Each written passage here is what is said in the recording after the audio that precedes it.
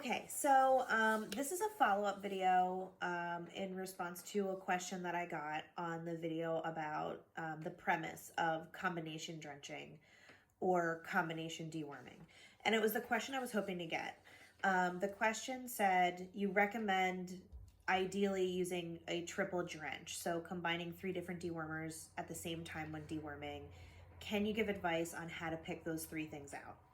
And I'm really happy I got this question, but this question is a lot simpler to answer than you would think, but also a lot more annoying. And to understand the answer to this question, we have to talk about drug classes. So a drug class is just the category of drugs that different individual drugs fall into. No matter whether you're talking about antibiotics, dewormers, anti-inflammatories, there are broader categories that help you kind of organize them into different classes and understand how they work or don't work.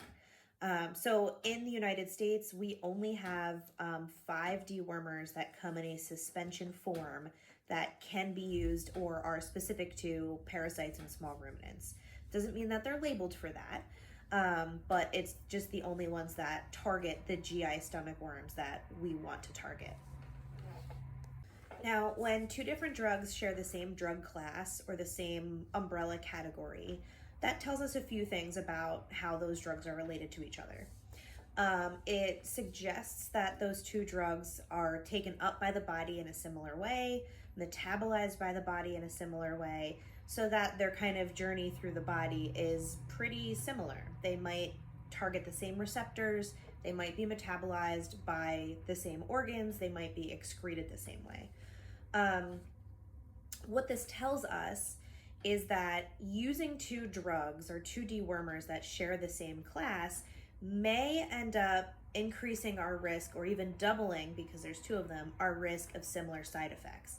So it's almost like you're doubling up on potential adverse effects of one drug.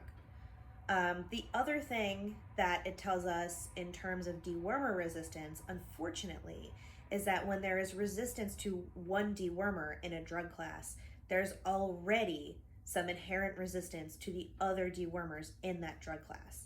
So if you already have a resistance issue with one drug, the other drug in that drug class is also already going to have resistance on your farm. Doesn't matter if you've used it or not. Okay, so that's where the whiteboard comes in. So we have 5 dewormers in the US in 3 different drug classes.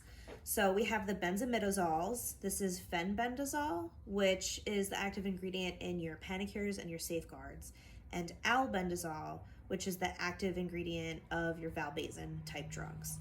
Then we have our macrocyclic lactones. This is ivermectin and moxidectin. So moxidectin is our Cydectin sheep drench.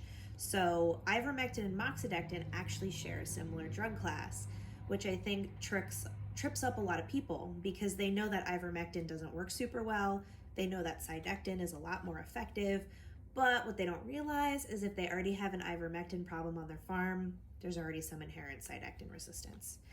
And then our third class, which I am not even going to try to pronounce, starts with an I, and that's our levamisole. Levamisole, trade name is Prohibit. So Levamed, any of the Prohibit type drugs, the powders and stuff like that, is levamisole. So that's it. We just have 3 different drug classes. We do have 5 drugs, but we only have 3 different drug classes. So remember, the reason why it's important to make this specification is because if you have resistance to one, then you probably have resistance to the other. So it kind of wipes out your efficacy of jumping to a different dewormer in the same class. So for example, like a lot of people make the mistake of thinking that fenbendazole, which is Safeguard, maybe doesn't work anymore, but I heard valbazen's a lot stronger. No, not necessarily. So why does this matter for picking out drugs for a triple drench? It matters because you should not be combining 2 drugs within the same drug class because of that increased risk of adverse effect that we talked about and because of cross-resistance anyways. So if you're going to triple drench and you only have 3 drug classes, Essentially, you're just picking a drug from each drug class. So you're going to pick a benzimidazole, a macrocyclic lactone, and levamisole. That's really your only option. But you have to remember that using levamisole is risky business. This is not a benign drug. It has a very narrow safety margin. If you don't use it incredibly carefully and calculate it 100 times over, your likelihood of causing an adverse effect or even causing a death due to levamisole, especially in combination with 2 other dewormers, is a little bit higher. So you have to constantly be reassessing your risk-benefit analysis when you're thinking about deworming an animal. When I deworm an animal, I'm as aggressive as possible. So I am the majority of the time triple drenching. If I'm not triple drenching, I'm definitely double drenching for sure.